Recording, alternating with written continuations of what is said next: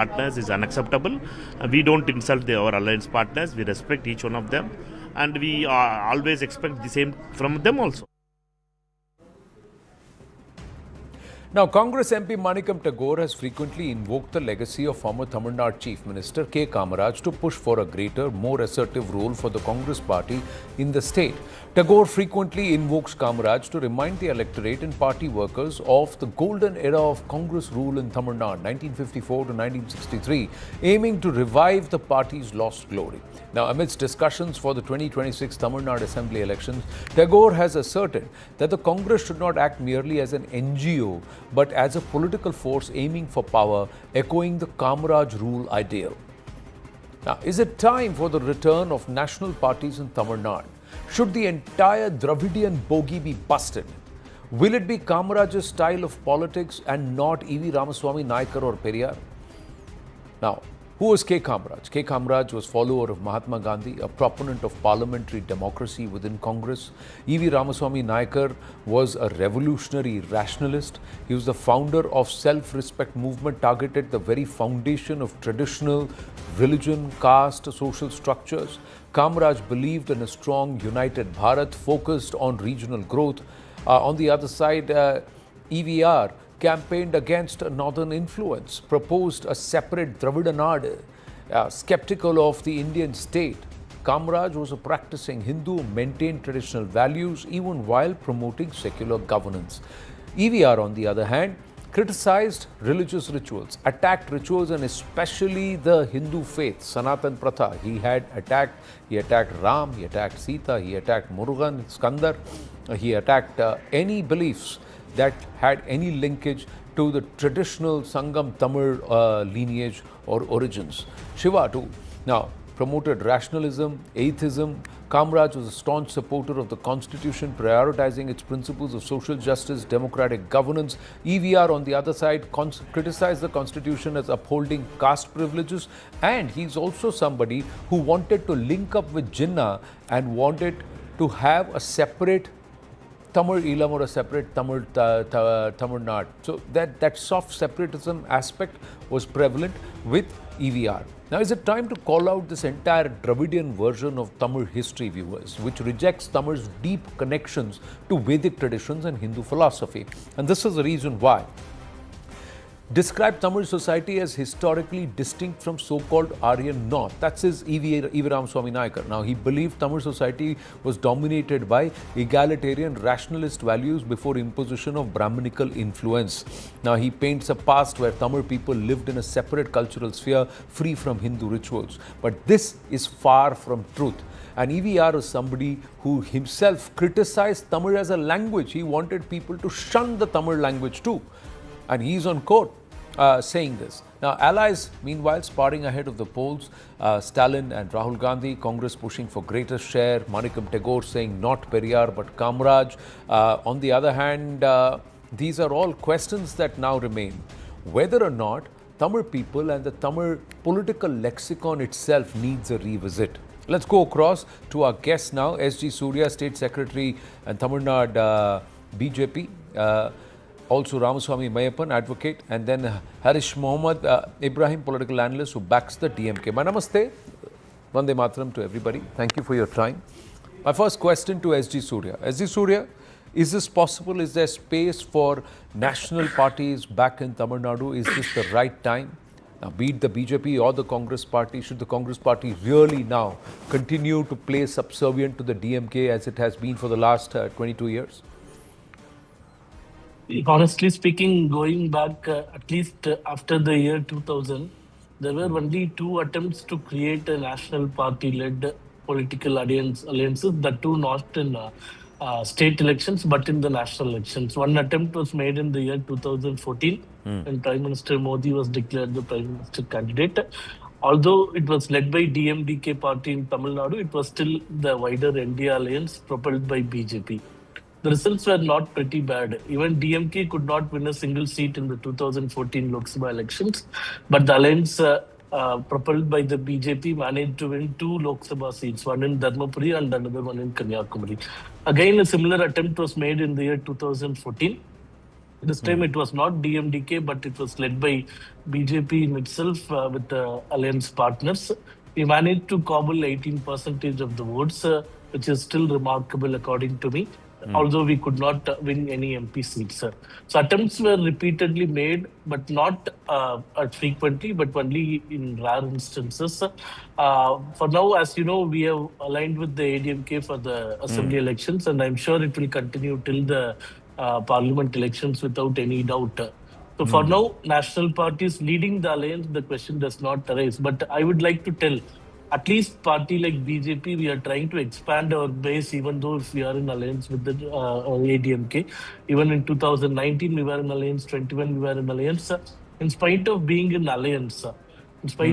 alliance, we managed to spread our base, our political activities. You can watch the everyday activity of the party, of the leaders, of various wings, of various morchas, cells, and etc. There has been continuous engagement. But party like Congress, there is no attempt also. Yesterday, you would have seen a DMK MLA in Madurai telling there is nobody in the booth for the Congress.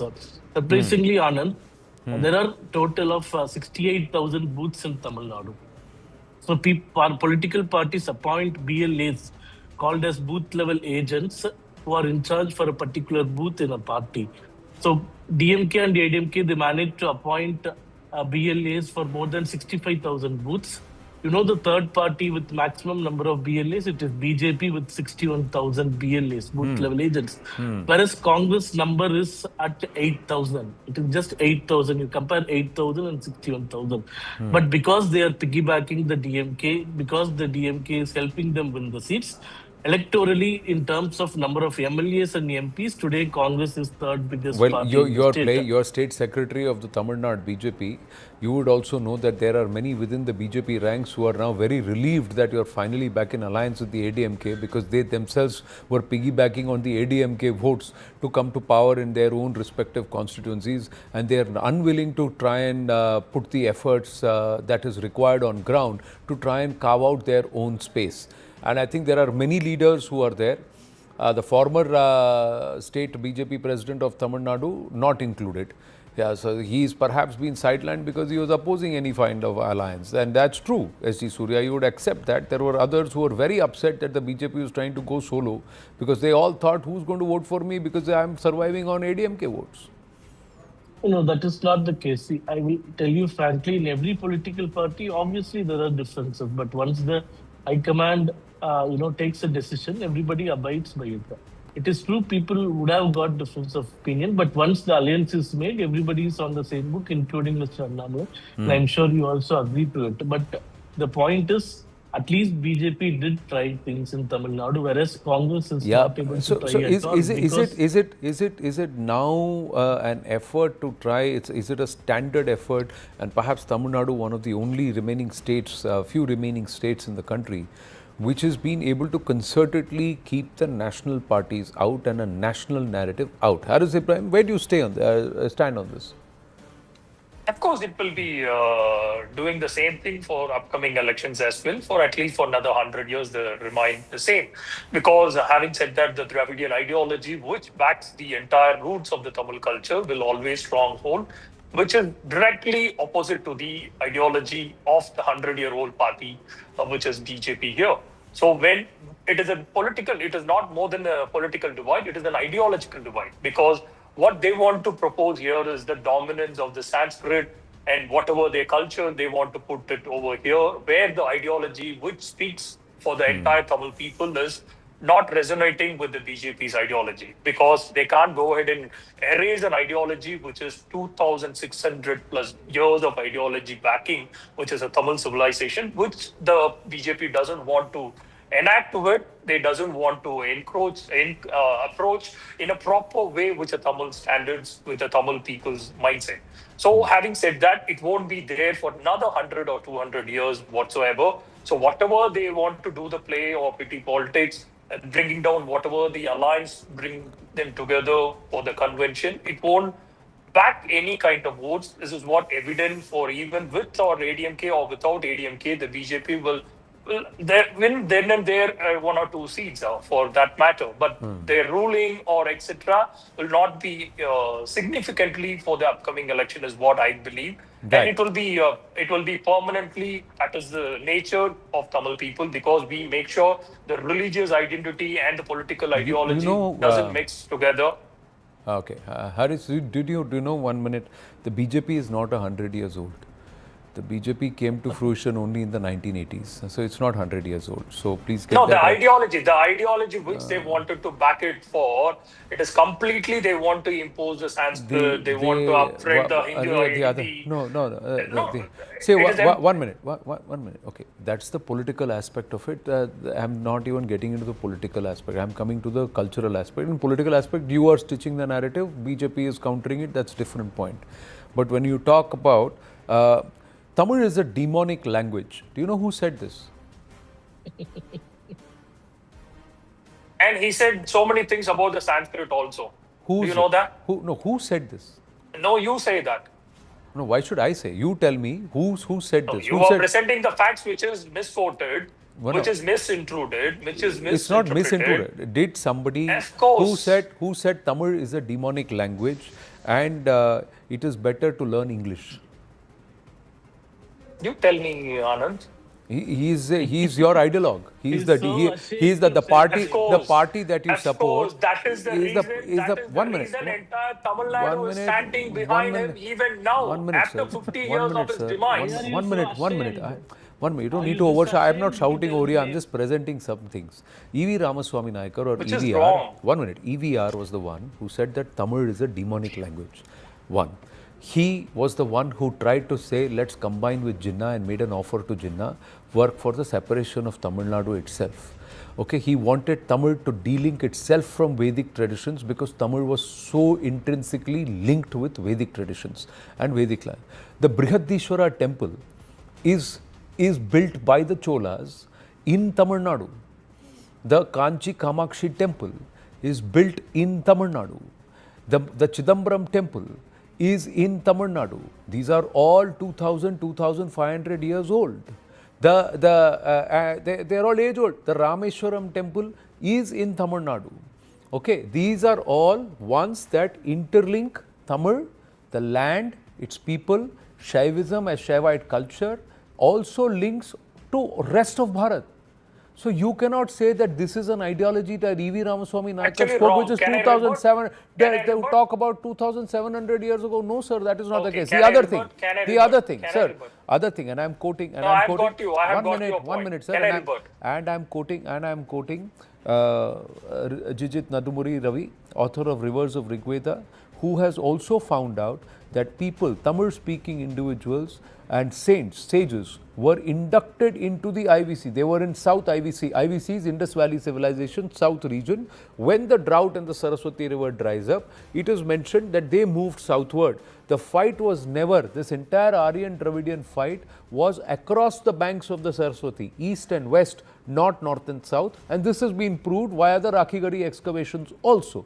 So culturally also, civilizationally also, this entire questioning is wrong. The leaders today, the leaders, Tamil today. 1 minute, sir. 1 minute, sir.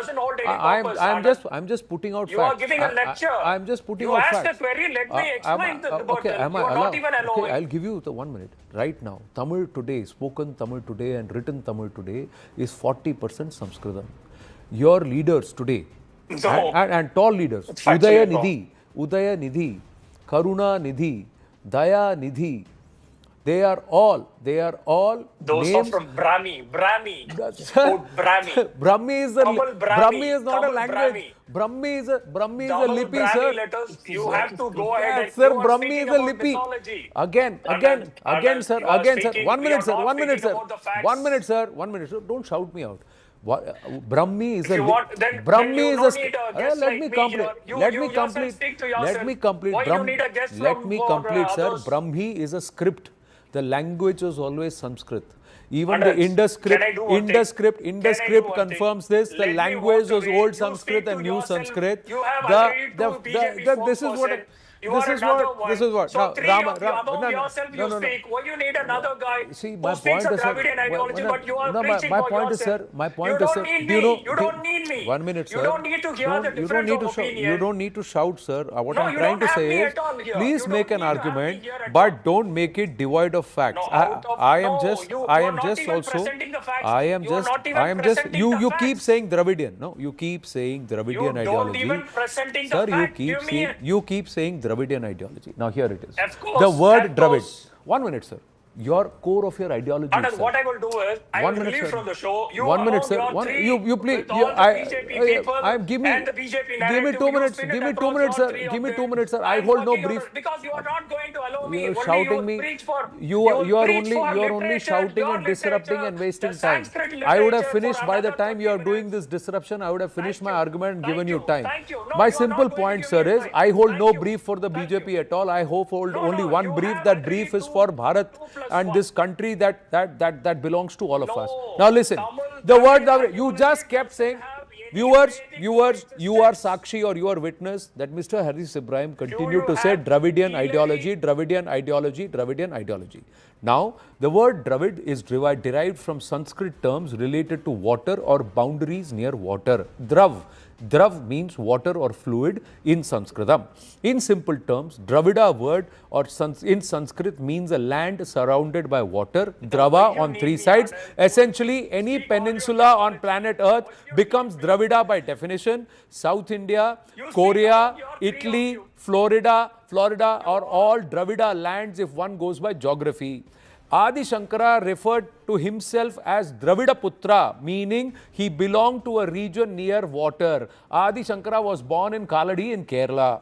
Also, over time, the term Dravid expanded in meaning and came to refer the entire southern peninsula of India. Rahul Dravid is from southern Maharashtra, born in Karnataka, plied his wares for and did proud for India. While there is no direct evidence connecting Dravid specifically to the south, the word became associated with southern India and came to define the people and languages of that region, including Tamil. Ramaswamy Mayappan. Now, Dravidian ideology, Dravid itself has a Sanskrit root, where Haris Ibrahim has run off. He's gone. Now, if they can't listen, if they can't confuse, if they can't confound, they will interject, disrupt, and then scoot. So this shoot and scoot has happened with Mr. Haris Ibrahim too. Well, he's welcome to join us back. We were only listing out facts. Ramaswamy Mayappan, why are national parties unable to get a foothold in Tamil Nadu when the facts back a national narrative? Good evening. My pranams to Bharat Mata before I start. See, it's a strange position. Like you said, ideologically, the Tamils are not different from Bharat. Let us start from our modern poet Bharatiyar, going back all the way to Purananur. All of them talk about Ganges, all of them talk about Himalayas, all of them talk about all of that being part of the culture and civilization people that the Tamils are. You look at the excavations at Kiladi, you look at the excavations at Indus Valley, you will be able to compare them and say that there are similarities. The nature of worship that you can decipher from Kiladi also shows that they were nature worshippers, which we look at pan Bharat. Let us look at over generations. My community, the Chettiar community or the Nagartars, as they are called, they have traveled around the world for over 500, 600 years. We've had trade history, and I can show cultural relics in Kashi and across the country for even 200, 300 years when travel was very difficult. If the Tamils were so different and the Tamils wanted to be themselves as a separate community and not be part of Bharat, that would not have been possible. Valmiki written Ramayana and Kamba Ramayana is looked at together in Tamil Nadu. The very same Dravidian politics speakers within quotes, forming part of the DMK or the DK, talk about Kamba Ramayanam separately and Valmiki Ramayanam separately. But let us look at the contents of Kamba Ramayana that talks about how the entire history happened all across India, including Tamil Nadu. So how is this different? So therefore, their narration of identity is false identity. What they're trying to portray to the people in the initial slides that came through about the ideology that Bharatiyar wanted to bring to Tamil Nadu and India and what Periyar wanted to bring. Periyar wanted to bring atheism, negativism, and constant protest, and there was no progress. What Bharatiyar brought to India was progressiveness, wanted to bring equality, and what they wanted to bring was not equality. So therefore, the ideology that the DMK has been talking about has been draining down slowly. So electorally, they might have had success since the 60s. But if you look at the vote percentages that parties like the BJP has been getting either in the assembly election or the local body election or the parliamentary election has been consistently increasing. That is one indicator. Two, let us look at the indicator for opposition or inclusion of values that the government of India brings in. Earlier, the DMK used to oppose everything, but today they are not able to do that. They go back to government of India for everything. Why do they do that? Because they understand that inclusiveness is necessary. Okay, let me leave all that today. Today, I am in Tanjavur, the Delta region, which is famous for farming, which is the rice bowl of the state. Who are the farmers here? Now today, the people on the ground who are farming, majority are migrants from other parts of India. If Tamil Nadu is so capable and stable under the leadership of Stalin, why are we not able to farm our own rice? Why do we have people from all across India coming? One, Article 19 of the Constitution provides, 19(1)(g) provides for everyone to travel across and find their footing and find their bread. That people across India are doing. Why are Tamil people accommodative of this situation? Because we want to be inclusive. That narrative of the DMK is changing today. The Tamil people want to be inclusive. The Tamil people want to include everyone across the country. The Tamil people want to be involved in everything that happens across the country and happens around the world. We look at CEOs in the West, we talk about them proudly. But when we want to have Tamilians across the country, the DMK wants to put that down. That squarely is what No, comes to their ideology. but I'll tell you what. The political parties, the leaders, the thinking minds of Tamil Nadu are also responsible for these parties to convolute the entire narrative altogether. The very people whose ideologues actually ridiculed Tamil, wanted Tamil to be moved out, Ramaswamy Mayappan, today are claiming to be custodians of Tamil. Tamil has actually suffered under Dravidian politics, or I will not even say Dravidian politics, local Tamil politics, because to use this Dravidian and attach it to them is unfair. To the word Dravid and those who are Dravidian in the true sense altogether, together. But local Tamil politics has actually hurt Tamil. Tamil has not increased its spread. Tamil is not being taught across Bharat in all CBSE schools, despite that allocation being there, because Tamil Nadu has not sent trained Tamil teachers across the country to propagate Tamil. Why did the Kashi Tamil Sangamam or the Saurashtra Tamil Sangamam have to be formed under PM Narendra Modi and not under earlier leaders? Absolutely correct. See, the simple fact is this. Even under the NDA, the DMK keeps talking that Tamil should be part of all national level examinations. Under Modi's rule is where majority of national level examinations are now written in Tamil also. They were part of the UPA for 10 years. They've been in government since 89 at the union level. Why have they not been able to bring No, in? forget the DMK. Why has the Congress not done it? The Congress, after Mr. Kamaraj, did the Congress give up on Tamil Nadu altogether? That we have no other way of surviving in Tamil Nadu rather than, so where is the Anand, political I'll put it in a simple sentence. You saw it yesterday, the action of Rahul Gandhi not wearing the pajama of Assam. The idea is they do not connect, they do not wear anything or connect with anything that is culturally Indian. They all live in the West and with a Western mindset. One would not want to see Rahul Gandhi's actions in isolation or attach it to the rest of the Congress party. The Congress has had tall leaders from Tamil Nadu, from Dakshina Bharata, and even today the Congress's heft comes from a lot of its support that is coming from Kerala. But why have they not upheld and fought for the representation of culture from Dakshina Bharata across the country? It's a fair question to ask. And SG Surya, the BJP, has looked at political gains rather than cultural and civilizational responsibility. You have. When you go into an alliance with another party which actually is nothing but an offshoot of yet another Dravidian ideologue. I will tell you. I wouldn't say Dravidian, local Tamil ideologue. Yeah. To all fairness, 1967, Congress was booted out of power. After that, they never stood any chance to do anything, be it in the government or in the cultural space. But for all the criticism that is made, ADMK never calls it a Dravidian model. When DMK tries to propagate the entire success story of Tamil Nadu, Mr. Edapadi Palaniswamy keeps telling it is not Dravidian model, but Tamil Nadu model. So ADMK goes by a model called Tamil Nadu model. But to all fairness, ADMK has ruled the state for 30 years, whereas DMK has ruled only for 25 years. That too 10 years out of 25 years at the mercy of MGR, who is the founder of ADMK. So DMK could not win subsequent elections in the state because it was never liked by the people. It is only during the rule of DMK all these divisive forces comes into action. Aryan, Dravidian, North versus South, haves versus have-nots. These are the divisive languages of DMK. But whenever ADMK rules the state, you will not find such debates, at least propelled by the ruling faction, ruling minister or chief minister, No. anybody. See, For all, neither the for all the ADMK, neither differences, your allies not- or your leader partners, the ADMK, nor any other Tamil political party has very clearly defined what Tamil is and what Tamil people's roots are. They are directly, clearly intertwined and linked with Bharatiya roots across the board. Why is it that there is a significant Tamil population even in the northeast of our country, settled along the borders of Myanmar, today's Myanmar and this one? Because Tamil movement was always there. Why is it that there are Tamil footprints in Cambodia and Vietnam and that too with Shaivik and Vaishnavic roots? Shaivism and Vaishnavism was spread across across Bharata. So clearly the cultures were linked. The same Vedic injunctions, the same Vedic traditions are there.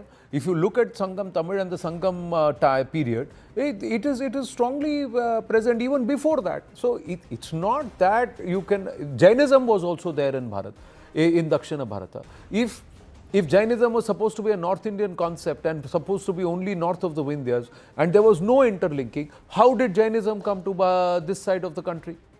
How is it? How did that happen? So these are all questions which our politicians deliberately ignore or don't try and bring it into their political lexicon, because what they are then doing is delinking people from their actual roots, and that is unfair. And Anand, for I that, beg to differ with you there. yes. Anand, I beg to differ with you there on two instances. The BJP has not fallen polite to what other political parties do in Tamil Nadu. The BJP stood out from the rest of the parties, and their allies have also stood out. If you look at the support for the Kasi Tamil Sangamam, the Saurashtra Tamil Sangamam, the Somnath meetings, or for the Prime Minister to conduct meetings in Kanchipuram with the Chinese Premier, what was the cultural significance? The historical understanding of what took place then with the Chinese and the Indian traders was what was brought here. So all this is part of the cultural ethos that the BJP wants to bring back to the Tamil people, and bring back to the country. Therefore, the BJP aligns with the idea of Tamil Nadu, idea of Tamils, and wants to propagate the culture, unlike some of the other parties that ally with the DMK. Sir, if that was truly the case, then the BJP would have said that we may not want to win elections and we may not be relevant, but we will continue to plow on and fight on as an individual, Anand, independent Anand, entity, which will want Anand, to you're reset. absolutely correct. Which would want to reset the Anand, narrative of this entire Dravidian bogie. They should have said that Dravida is a Sanskrit word, and if those parties who are claiming to be Dravidian, they are then clearly acknowledging Sanskrit. And when they acknowledge Sanskrit, when they acknowledge Brahmi, then they acknowledge the roots and connections with the rest of Bharat. And that means that they cannot play this isolationary politics. Sadly, they've not done. I have run out. 10 seconds. I'll only take 10 seconds, Anand. See, you know much better than myself that the most important democratic instrument is being in governance. When you are in office, you get to make these changes. Therefore, the academic system, the cultural system, the meetings of the government, all these can be brought to change. Therefore, coming to government, lessening the erosion that the DMK can do is one good part that the BJP wants to bring. I will, you may have that faith unless they walk the talk and actions speak louder than words. I'd like to see that the day they decided they're going to go back to these parties which do not openly espouse the same, store as you have outlined here, then clearly it is more political than actually civilizational, cultural responsibility to true Bharat. We'll see how it pans out. Thank you very much. I have to wind up and move on. Really gone over here, but quickly we'll pick up the pace. The University Grants Commission is in the eye of a storm. The statutory body's new guidelines to prevent caste-based discrimination in colleges and universities have really triggered an uproar among upper caste communities who claim that the new rules are exclusionary. Uproar is over the new UGC equity rules. It replaces 2012 anti-discrimination framework, attempt to prevent caste-based discrimination. OBCs now under the ambit of anti-discrimination rules. Earlier framework was limited only to SCs and STs. Discrimination on campus made a punishable offence. Colleges to form equity panel to probe complaints. Equity panel to have SC, ST and OBCs representation. Rules are silent on upper caste representation in this entire panel. Now here's the clause that the new guidelines has ignited a huge storm. And this is what it reads. The contentious clause says, quote, caste-based discrimination means discrimination only on the basis of caste or tribe against the members of the scheduled castes, scheduled tribes and other backward classes. The Education Minister has assured that there will be no discrimination whatsoever. No one can misuse UGC's anti-discrimination rules, will not allow anyone to misuse the law. Now, Neeraj Atri and Hindol Sen Gupta are with us. Let's get their thoughts.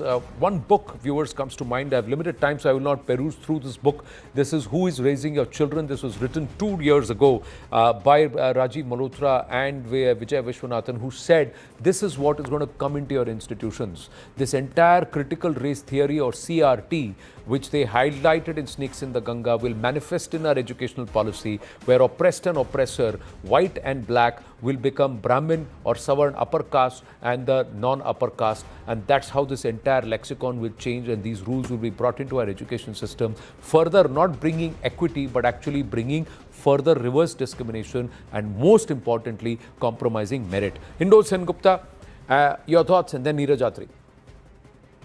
So I'm appalled and absolutely shocked that in 2026, rather than completely talking beyond caste, looking at an India where this caste issue is finally put to rest, we are bringing it back as the front and center of our conversation about social and academic life. I understand that there is a Supreme Court diktat on which this has been done, but this really should be debated and deliberated very thoroughly. Please remember, also the other thing that most people are missing, India has fought for many, many years caste legislations created by its enemies in different parts of the world, in the United States, in the United Kingdom and others. Indians have vigorously fought back against this in California and other places. Today, if this actually becomes the norm in India, India's enemies will use these examples to push through caste legislation in different parts of the world, to the great detriment of Indians and to the great detriment, it cannot be avoided, the great detriment of Hindus around the world. So all of this really needs, we really need to think about this very, very carefully. I understand that there is a Supreme Court diktat, but this is shocking that it's 2026 and we are still obsessed with this one issue, caste. Neeraj Atri. Yeah. Thanks, Anand. First of all, good evening to you, all your viewers, and Hindol Sen Gupta. Anand, I would second what he was saying. The problem is that these guidelines, they could have been caste neutral also. They could have been neutral in all the aspects. Because in this way, the way they have been presented, these guidelines are a sure recipe of converting our educational institutions and campuses into a war zone. The primary focus of a student when he enters a college is and should be on studies. But what these guidelines are going to do is, they are going to push him or her into such a corner that it will be like walking on eggshells. The first thing they will have to be careful and conscious of is their own caste. And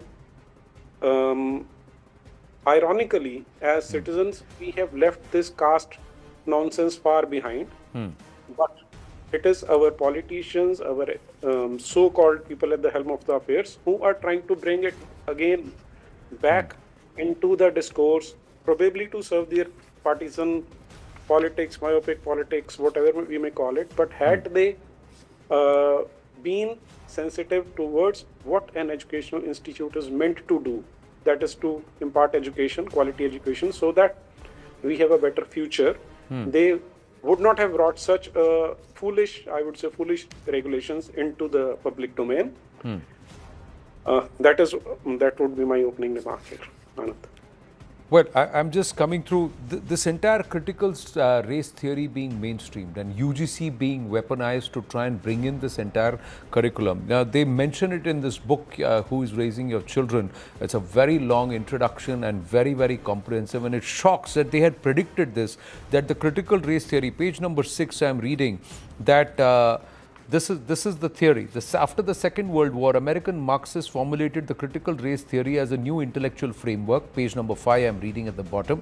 And they are saying that often associated with wokeism, CRT posits that systemic, unconscious, pervasive racism is embedded within the core structures of Western society affecting government, financial and corporate institutions. This endemic racism perpetuates the oppression of certain minorities. The theory emphasizes the difference between being not racist, which it views as insufficient for dismantling systemic racism, and being anti-racist by joining the fight and actively challenging personal biases, institutional practices to dismantle old structures. What it then comes out and says is that the critical game after Black Lives Matter, I'm just going to skip this because there's a lot. Now, the following are the prominent examples of expanding coalition of the oppressed. So, who's the oppressed and who's the oppressor? This entire lexicon changes when it comes to Bharat. So, blacks are recruited against white, that's the birth of the critical race theory. Dalits are recruited against Hinduism, birth of the critical caste theory. Now, this is something that we are now seeing, that you have assumed that the oppressor will be an upper caste and the oppressed will be a non-upper caste, and you're only expanding that scope without any guardrails. Hindol Sen Gupta. Coming to you, Neeraj. This is very, very scary. Yes, Neeraj. Anand, the problem is that this condemns us. This condemns us to perpetual conflict in society. From the very moment that a student enters a college, this condemns every student into perpetual conflict. Tomorrow, students may have a quarrel with one another.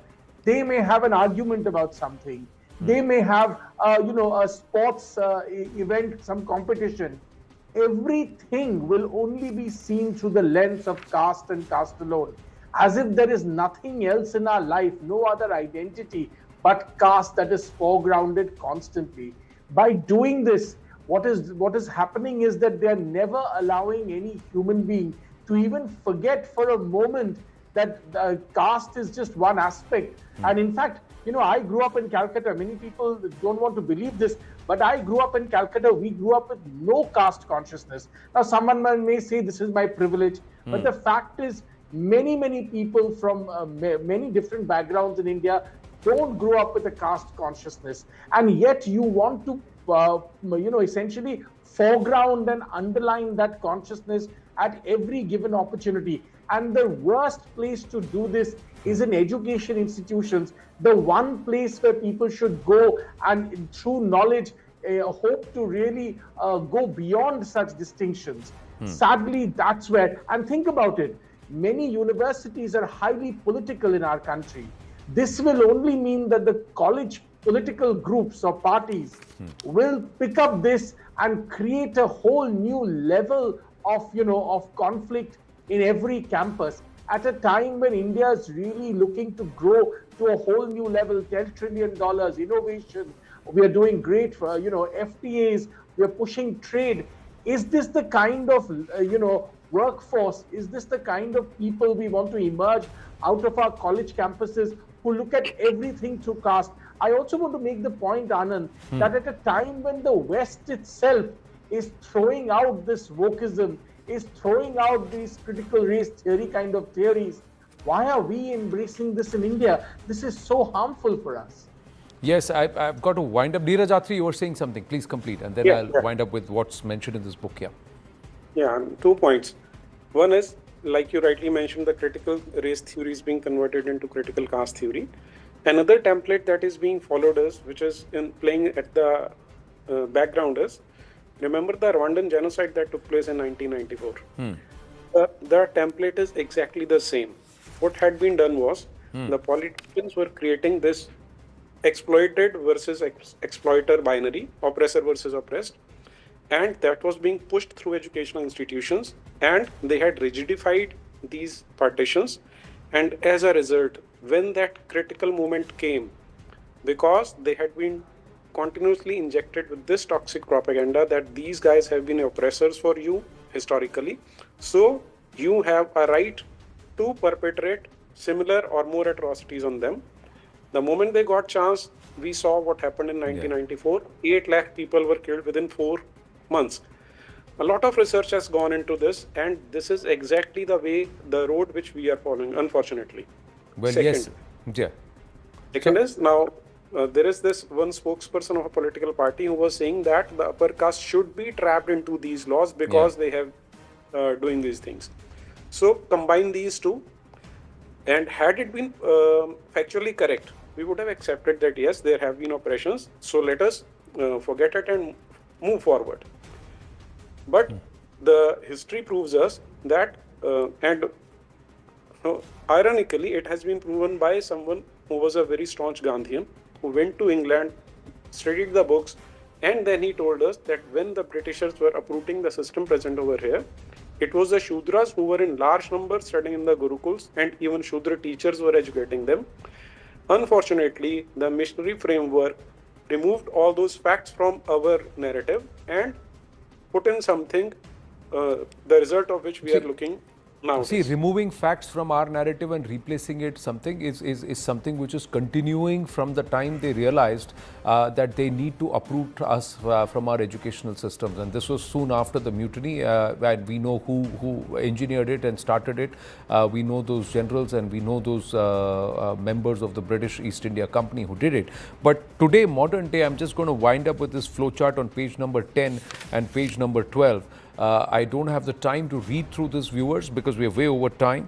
But if you go to peruse this book, Who is Raising Your Children, it will perhaps open up your eyes, saying that this was predicted 3 years ago, this is going to come our way. And it has. And sadly, it's being pushed by the Niti Aayog and the UGC. Think about it. We're going to wind up on that. Thank you, Neeraj Atri and Hindol Sen Gupta. Also, just playing out a small portion of a conversation we just had with Mohammad Ali Siddiqui, Secretary General, Bangladesh Human Rights Watch. He's got some very interesting take on what's happening in Bangladesh. Listen in. Namaste, Jai Hind and Vande Mataram. In conversation with someone who's not only been a key functionary within the former Bangladesh government, but he's also now leading the Bangladesh Human Rights Watch. He's a US citizen, but his heart and his roots are from Bangladesh, and he is with us in our studio. So thank you. Pleasure to have you here, Sri Mohammad Ali Siddiqui. Namaste and salam. Thank you for your time. My first question to you, what is your observation as per your organization? What has happened post-August 2024 under the Muhammad Yunus regime in Bangladesh? Is it the worst ever treatment of minorities in Bangladesh? Exactly what you mentioned, that after the Liberation War, 1971 happened, last 54 years, we did not face such a disastrous, merciless brutality on the opposition political parties, particularly the minorities, Hindus, Christians, tribal peoples, indigenous peoples. It is unprecedented in the soil of Bangladesh. But why is it happening? What does Muhammad Yunus get out of this? Muhammad Yunus got a project. I think the Western countries made a plan for the Indo-Pacific region on certain issues that were, what was not compromised by Sheikh Hasina's administration. Last couple of decades, they built this monster as the, Frankenstein to take over the power, or implanted him in the soil over there, and through him, they would like to achieve their goals. And putting the utmost repression, casualties, that none of the voices could be raised, and this brutality, the violence, and the minority repression, those who are basically the secular people, freedom-loving people, if they could silence them, it would be easier for the authority who implanted him over there, as the Western countries did the other similar ways. Is India a friend or enemy? India, Because right now there's a lot of sentiment that's being whipped up against India in Bangladesh, saying they are the enemy, they are the ones who are backing Sheikh Hasina, and anybody who's backing Sheikh Hasina is the enemy. Is this true? there is a political tools always used by the radical groups, especially the BNP, Jamaat, and the other political parties in Bangladesh. And this anti-Indian hatred and the rhetoric, it increases the utmost point, showing that way. It never happened as I'm an American citizen of the neighboring country, Canada or Mexico. They would like to achieve the goal to get the momentum, and anti-Indian, rhetoric might gonna give their, mileage. So For it the will political politically thing. help them if they whip up sentiment against India. Now, with Bangladesh pulling out of the T20 World Cup, what is your thought there? Is it sensible or is it senseless? No, it is definitely, it is another game. Okay, it's a game. It Why is do a you game. say that? It is a game, as I said, because they, mess up with the, politics, the Indian politics, and this game together, in reality, knowing or unknowingly, because those puppets are the cabinet members now in the interim government. They have no idea what is the impact of this international game, cricket, and how the vast majority of the citizens of Bangladesh love it. And our pride, Saqib Al Hasan, the world-class player, Mustafiz, the another piece, that's why dragged out from this scene of the cricket, and they're spoiling it. And They called Tamim Iqbal an Indian agent also. Lots of name calling. I know anybody popular worldwide or playing something, there's the Indian agent also. Asif Nazrul, one of the biggest player, sometimes turned into the Indian agent, raw agent. I know it is the regular practice, but they are stupid, I believe. They intervene this world-class game, especially the ICC World Cup. Bangladesh is going to lose this momentum, and I don't know how long it's going to take to regain. But is this going to help radical elements like the Jamaat gain political traction? Do you think that the Jamaat can one day perhaps control Bangladesh? Is this possible? They are dreaming right now with the help of the West, because after 54 years, the defeated force, they are one of the paramilitary forces, the then time the Pakistani army, and they nourished, they funded by, and finally the West termed them as a modern democratic elements. Muslim majority country, if they could bring them on the front line, maybe they could achieve their goal. They did in Syria, Afghanistan, Iraq, or other countries, because they mislead the people first. They create, Al Qaeda, ISIS. They create, Osama bin Laden. Those kind of thing they create unrest the country, then they intervene over there to control. They send their own troops, and this is their hidden agenda. So this is their playbook. You're saying this is the American or the West playbook to try and first prop up a radical, then push radicalism, and then come there as heroes. Come there to quell the radicalism. This is the technique. So this is the technique. They might go the same way. The Jamaat Islami, they might going to put, sit them on the power, and they started. This is the problem. It cannot be over here, because long time they want to control Indo-Pacific region. They have a lot of interest. That region. First of all, in Bay of Bengal, they wanted Sheikh Hasina's government to give all the offshore and onshore, the gas field or oil field or some minerals they found, rare earth, materials, and some uraniums and other precious materials over there, and also the oil and the gas. So recent experience can tell, relate with this thing that what Maduro's thing happened in Venezuela. I wonder, America picked him from the drug trafficking charges.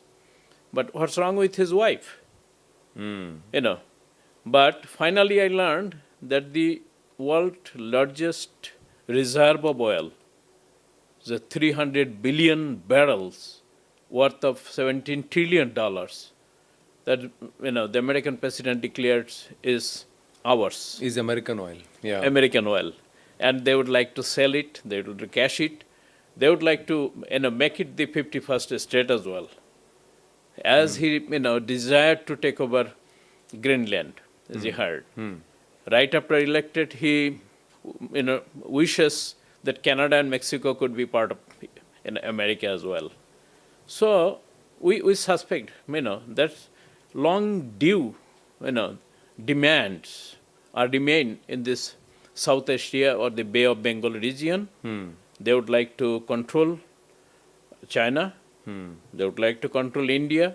And that region, even the Malacca Strait, that's the biggest potential for the economic the busy control, shipping route the also. shipping routes also. So they want some skin in the game there, and that's why they identify Bangladesh for various And reasons. it would be easier for the thing that Jamaat-e-Islami, such kind of radical Islamist group, if they come to power, is easy to control. That they did, they... But Jamaat has never had such big numbers. How do you think they are going to control the election or control government? How are they going to do this time around? There's some report which says they're moving about 2.5 million people from the interiors of Bangladesh towards Dhaka before the elections. What's the thought process there? Why? The Jamaat-e-Islam is, I don't know, they're the supporters is in respect of the voter lists.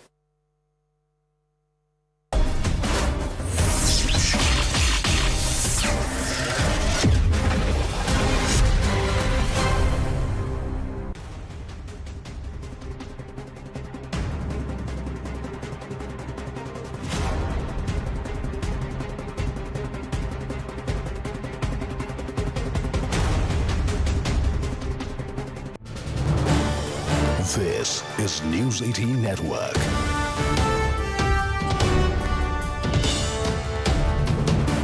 India's largest news network. Friends, this breakthrough in the EU-India trade relations comes after 20 years. You're all aware the discussions were launched in 2006.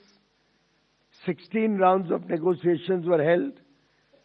Sadly, in 2013, efforts were aborted, and almost nobody ever imagined the European Union and India being able to come up with such a robust partnership framework as has been finalized by our leaders today.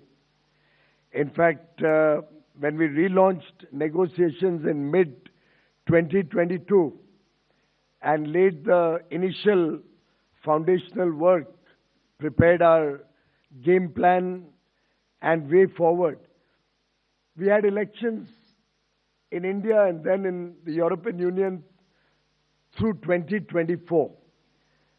So the heavy lifting for this FTA really started after the historic visit of the European Union Trade Commissioners led by Ms. von der Leyen in February 2025.